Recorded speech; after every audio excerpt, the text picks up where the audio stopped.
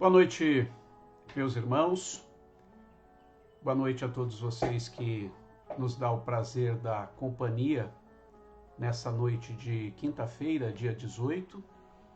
E nós vamos dar sequência ao nosso devocionário Calmaria. E hoje nós vamos conversar um pouco a respeito do Salmo 129. Então, eu convido você, meu irmão, convido você, minha irmã. Se possível, se você tiver aí ao seu lado a Bíblia Sagrada, abra sua Bíblia no Salmo de número 129. Salmo de número 129. Recordação de libertação, cântico de romagem. É um salmo curto. Esse é um salmo que possivelmente foi escrito após o exílio da Babilônia. Então, salmo de número 129 diz assim: Desde minha juventude, meus inimigos me perseguem. Que todo Israel diga: desde a minha juventude, meus inimigos me perseguem, mas nunca me derrotaram. Minhas costas estão cobertas de feridas, como os longos sulcos feitos pelo arado da terra. O Senhor, porém, é justo. Ele me livrou das cordas dos perversos. Recuem envergonhados e derrotados todos aqueles que odeiam a Sião. Sejam inúteis, como o capim que cresce no telhado, que seca antes de crescer por inteiro. Capim que não é colhido pelo ceifeiro, deixado de lado por aquele que amarra os feixes. Que ninguém que passa por eles diga: o Senhor os abençoe, nós os abençoamos em nome do Senhor. Este é o Salmo de número 129.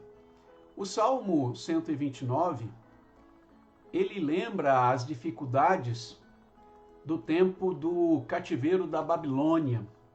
Então, possivelmente, o povo que está em romaria, o povo que está caminhando em romagem, esse povo ele vem recordando de todas as dificuldades que eles passaram ali na Babilônia. Então, esses que estão caminhando, aqueles que estão em romagem, estão aqui relembrando as dificuldades e, ao mesmo tempo, reafirmando a confiança que eles têm para com o Senhor. Esse salmo ele tem que ser lido de duas formas. A primeira forma que nós podemos ler esse salmo é recordando primeiramente sobre aqueles que escreveram o momento difícil que eles estavam. As dificuldades estão aqui bem faladas, bem notórias, que a vida no cativeiro sempre foi difícil. Vida cheia de dificuldades, de injustiças e opressões. E a única certeza que leva aquele que está cativo, aquele que está ali em cativeiro, a única esperança, a única certeza que ele tem é que o Senhor irá fazer a vontade dele e libertar o seu povo. É difícil. Porque aquilo que sustenta a fé é que vai fazer ele suportar toda a dificuldade. Vai fazer suportar todo o mal. E é a certeza e a convicção que Deus está presente hoje no sofrimento, que está presente hoje no momento do choro. É interessante que o Salmo de número 137 também ele nos faz recordar esse episódio do cativeiro da Babilônia. E eu gosto demais dos versículos iniciais do Salmo 137, dizendo assim, olha só que diz: às margens dos rios da Babilônia, nós nos assentávamos e chorávamos. lembrando-nos de Sião. Nos salgueiros que lá havia, pendurávamos as nossas harpas. Por que eles penduravam as harpas?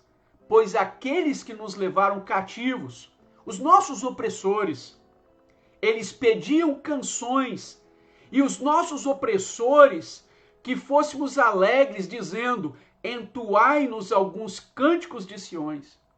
Olha só que coisa interessante. Como entoar cânticos de Sião, se nós estamos em terra estranha, se nós estamos cativos, se nós não temos liberdade? Como cantar no momento da tristeza? Como ser grato no momento em que os nossos olhos, a nossa mente, se recusa a consolar? É mais ou menos isso que eles estão recordando aqui no Salmo de número 129. Ele começa dizendo, muitas vezes, diversas vezes, me angustiaram, e desde a minha mocidade. E ele novamente chama Israel e diz, Israel é testemunha de tudo isso. Israel que o diga, desde a minha mocidade me angustiaram. Eu não sei o que você está passando nessa noite. Eu não sei como está o seu coração, a sua mente. Eu não sei o que você tem sofrido, quais são as lutas que você tem passado. Mas eu quero falar com você. Assim como o sofrimento é comum na vida e está sendo hoje uma experiência na sua, ele é comum na vida de todos nós. O salmista, aqui no Salmo 129, ele faz uma recordação que o povo de Israel sempre sofreu. Desde a sua mocidade, recordando o primeiro cativeiro lá do Egito, e depois observando o cativeiro que eles estão sofrendo na Babilônia. Então ele está dizendo, desde a minha infância me angustiaram. Mas a palavra que eu quero compartilhar com você, essa segunda parte do versículo de número 2 diz assim, todavia, não prevaleceram contra mim. Prevalecer não quer dizer algo instantâneo, algo imediato. Nós vamos sofrer. A Bíblia diz que o choro ele pode durar uma noite inteira. E o prevalecer é prevalecer nesse momento da noite. Prevalecer é passar a noite de choro, mas com a certeza que o dia vai raiar e que a alegria vem pela manhã. Eu sei que nós, seres humanos, nós não gostamos muito de sofrimento. Nós não gostamos muito e nem acostumamos com chorar. E agora, principalmente com esse momento difícil que o nosso país está passando, que semana após semana tem uma crise política, crise na educação, crise no governo, crise de saúde, tem crise em tudo. Nós estamos vivendo um momento de crise. Isso deixa todo mundo entristecido, magoado, sem esperança, com uma baita de uma interrogação. E aí, o que vai acontecer? A certeza do povo de Israel para passar o segredo e a certeza do povo de Israel é que o Senhor estava com ele. O Senhor estava junto ali no sofrimento. O salmista vai dizer, no Salmo de número 23, o salmo que eu e você conhecemos muito bem. Ele vai dizer no Salmo 23 que ainda que eu ande pelo vale da sombra da morte, eu não vou temer mal nenhum, porque tu estás comigo. Porque tu estás comigo. Porque tu estás comigo. Essa certeza que o povo de Israel tinha, é a certeza que nós cristãos temos que ter. Temos que ter não somente apoiado no Antigo Testamento, mas apoiado também naquilo que o próprio Jesus, ele vai dizer. E, irmão, não é a palavra do pastor, não é a palavra, mas é a palavra da Bíblia. Não é a palavra de um irmão que sofreu, que está tentando ajudar o outro, mas eu preciso ter consolo e conforto na palavra de Deus. Eu quero que você, meu irmão, se console na Bíblia, na palavra de Deus. E olha o que Jesus diz: eis que estou convosco todos os dias, até a consumação dos séculos.